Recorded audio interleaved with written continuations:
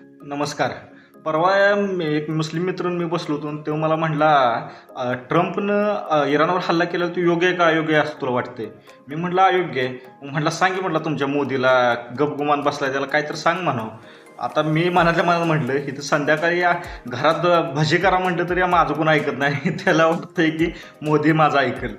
गमतीचा भाग सोडून द्या, पण आत्ता सध्या प्रश्न असा सगळ्यांना पडला की भारताची भूमिका काय आहे? की या इराण आणि अमेरिका इस्रायल युद्धामध्ये भारत कुणाच्या बाजूने उभा आहे आणि जी भूमिका भारतात जी भूमिका घेतल्या ती तटस्थ राहण्याची भूमिका घेतली, म्हणजे कुठल्याही बाजूनं त्याला उभा राहायला नाही किंवा कुणाला विरोध करायचा नाही. आणि ही भूमिका घेण्यामागे कारणं आहे ती किंवा एक मजबुरी असं आपण म्हणू शकतो की ती कदाचित आहे म्हणून ती भूमिका घेत नाही. एक थोडीशी गोष्ट खटकण्यासारखी आहे की अमेरिकेच्या हल्ल्यात खामेनींचा मृत्यू झाल्यावर अजून भारताच्या सरकारनं कुठलेही अधिकृत शोक संदेश जारी केला नाही. त्याच्यामुळे थोडंसं ते जरा विचित्र वाटते, पण जी भूमिका आहे ती थोडंसं मी एक्सप्लेन करण्याचा प्रयत्न करतो. सगळ्यात मोठी अडचण आहे की भारतापुढं की भारताचा इराणशी असणारा संबंध आणि अमेरिका इस्रायलशी असणारा संबंध किंवा तिथल्या गल्फ कंट्रीमध्ये असणारं भारताचा संबंध, कारण की 50% तेल आपल्याला आपण तिथून आयात करतो कच्चं तेल. त्याच्यामुळं आपल्याला जर आपण कोणतीही एखादी भूमिका घेतली तर त्या तेलावर आणि आपण एक्सपोर्ट करत असणाऱ्या शेतमालावर मोठा परिणाम होऊ शकतो आणि ते पूर्णपणे नुकसान करू शकतो किंवा ठप्प होऊ शकते. ह्याच्यामुळं भारत थोड्याशा संदिग्धतेमध्ये आहे, त्याच्यामुळे ती भीती घेते. दुसरं कारण आहे, अरब कंट्रीमध्ये आपल्या भारतातली जवळपास 1 करोड लोक तिथं कामाला येते, वेगवेगळ्या पदावर असतील किंवा कामगार म्हणून असतील. आणि जर समजा भारताने एक ठराविक एका गटाची भूमिका घेतली तर त्यांच्या नोकरीचा आणि त्यांच्या जीविताचा धोका उत्पन्न होऊ शकतोय. म्हणून भारत भूमिका स्पष्टपणे कुणाचीच घेऊ शकत नाही. आणि तिसरं सगळ्यात मोठं कारण आहे म्हणजे आपलं असणारं राजनैतिक, आर्थिक आणि राजकीय आणि संरक्षण संबंध.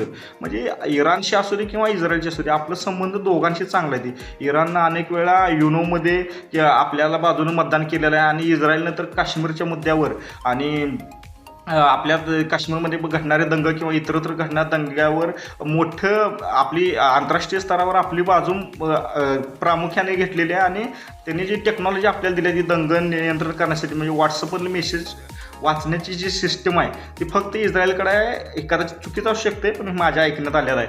आणि म्हणजे अशी टेक्नॉलॉजी आपल्याला देतोय इस्रायल. आपल्याला संरक्षण क्षेत्रात, शेती क्षेत्रात, विज्ञानाच्या क्षेत्रात आपल्याला खूप सारं आदानप्रदान आपण करतोय.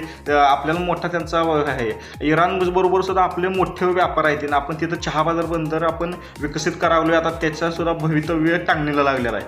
म्हणजे आर्थिक संबंध, सामाजिक संबंध, राजकीय संबंध आणि व्यापारी संबंध इराणशी आणि इस्रायलशी दोन्हीशी आणि तिथल्या गल्फ कंट्रीशी आपलं भरपूर आहे.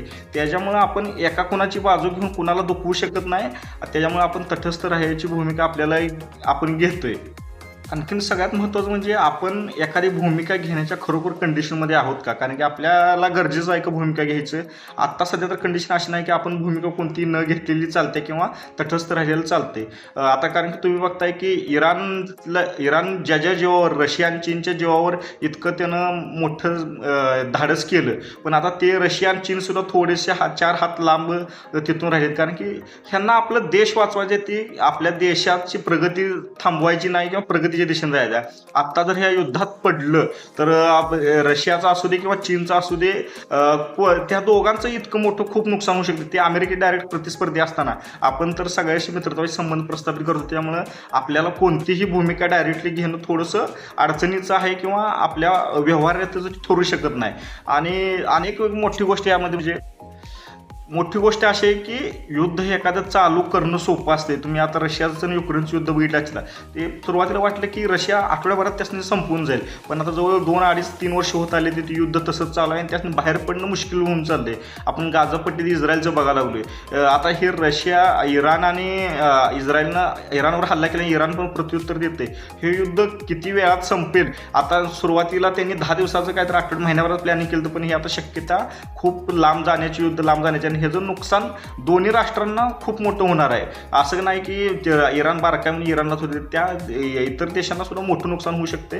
कारण की युद्ध चालू करणं सोपं आहे, पण थांबवणं संपवणं खूप अवघड आहे. म्हणून भारत ह्या युद्धात पडू शकत नाही. कारण की आर्थिक मजबुरी समजू शकताय किंवा आपल्या लोकांची जीविताचा, नोकरीचा, व्यवसायाचा संबंध म्हणू शकताय. ह्याच्यामुळे भारत कोणती ठोस एखाद्या बाजूची भूमिका येत नाही. फक्त भारताची भूमिका अशी आहे की आपण तटस्थ आहे, दोघांनी आपापसात मिळून मिसळून हा विषय संपून टाकावा, चर्चेतनं मार्ग काढावा, एवढंच आपण सांगू शकतोय.